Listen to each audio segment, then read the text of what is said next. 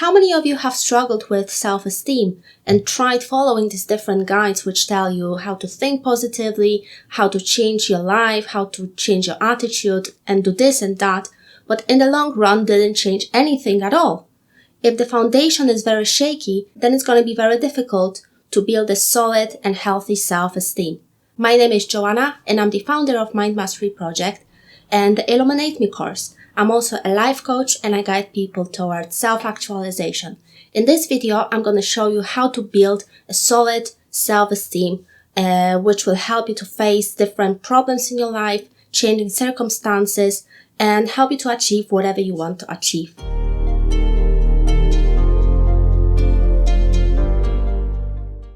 If you imagine yourself, or rather the concept of yourself, you are composed of different elements. You are composed of your feelings, your logical and rational mind, what you speak and how you speak, what you do, how you interact with other people. And adding to all that, you also have your own belief system, how you interpret the world, what you value in the world. And of course, you have your likes and dislikes and preferences. Now, normally, this whole system of these different elements should work together in order to provide you a stable and coherent sense of self so that you know what to do, you know what you want, you know how to make decisions, and you make choices aligned with what you really want to have and what you really want to do. Now, if there is any conflict or disharmony between these elements, that's where usually the problem starts, because when you are conflicted, for example, in terms of your feelings and your reason, or where there is a conflict between your values and your likes and dislikes, or perhaps there might be a conflict where sometimes you say what you don't mean, or you do something that is completely opposite to what you've said before. So this sort of little things are pointing to deeper conflicts underlying your whole your self-concept, if you like. In some situations, this conflict or disharmonies will be very good because they will make you to question your own belief system. They will make you question your actions so that you can take a closer look at yourself and your life and what you do with your time. But in other cases, such conflicts might prove to be like a blockage towards, realizing yourself and expressing yourself towards the world. Usually when we meet someone who obviously displays this sort of conflicts, for example, they tell us one thing and then the next day they do something completely opposite, usually we speak of such people as lacking integrity. Now, what is integrity?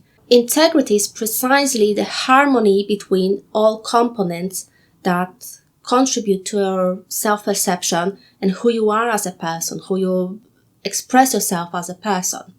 When someone has integrity, then we know that such person is trustworthy. We know that we can rely on such individual because he or she will do what he or she says that they're gonna do. And in contrast, someone who lacks this solid integrity in their personality, they might not be such trustworthy, or they might sometimes be trustworthy, sometimes not, depending on circumstances. Then again, it all depends on this conflict and how much this harmony between different components of the self there will be.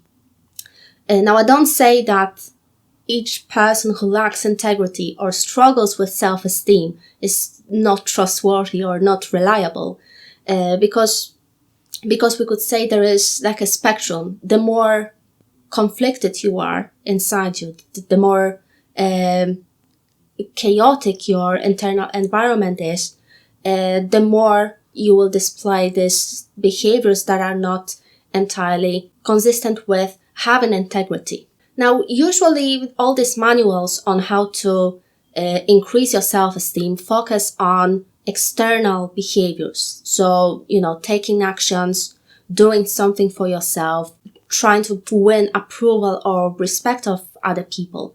It's mostly all focused outside assuming that your self-esteem is wholly based on how you appear to the world and what sort of stuff you do.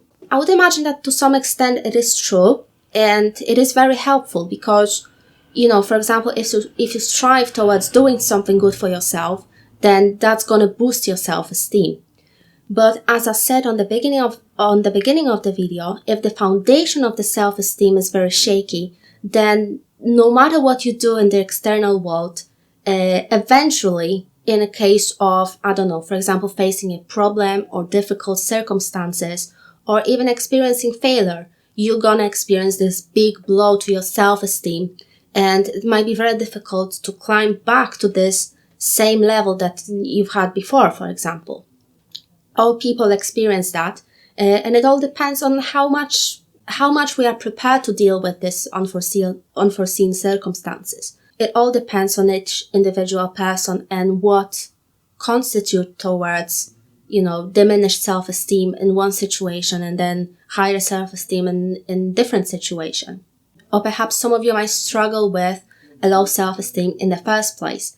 So my approach to having this solid and healthy self-esteem is based on taking a good look into yourself, not outside, not into the mirror and telling yourself, all these compliments and positive affirmation or whatever the hell they want you to tell yourself, but taking a closer look into your internal environment. So, do you experience any conflicts? Do you feel like you are being pulled in different directions? Do you feel like sometimes you want one thing and then you want another thing?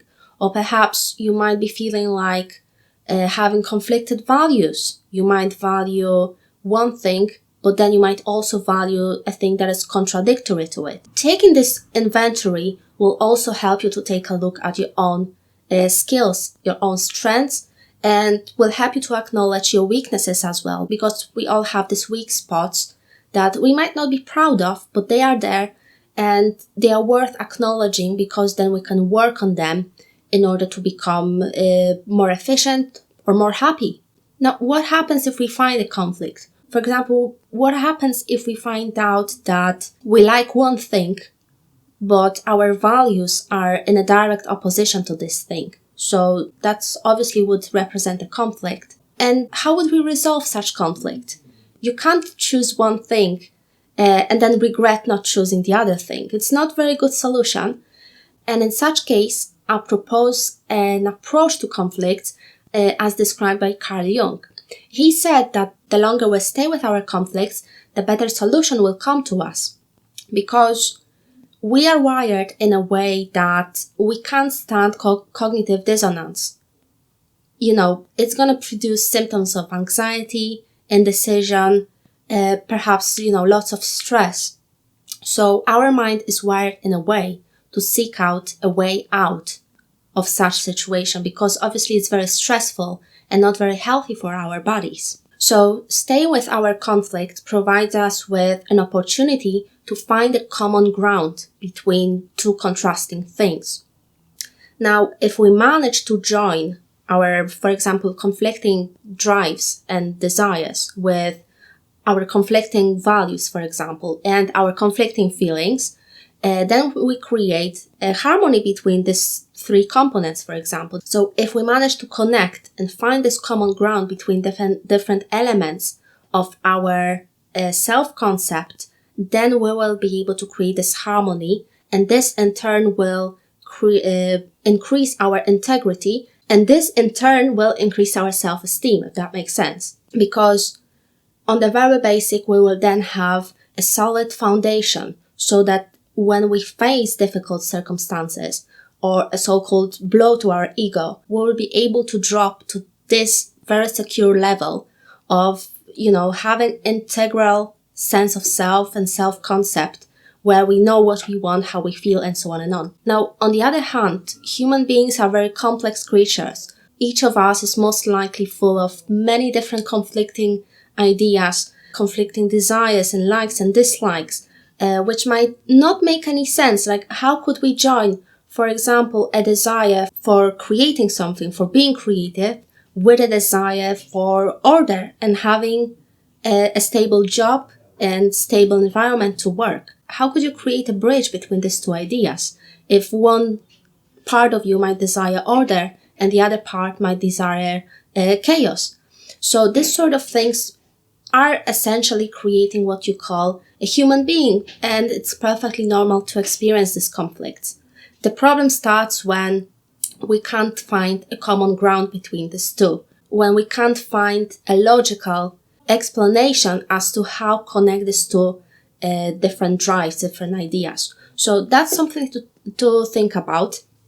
Again, if you want to have a stable and healthy and solid self-esteem, you have to work on the foundation. And the foundation of the solid self-esteem is having integrity. So being free from conflict, being free from conflicting ideas that pull us into different directions.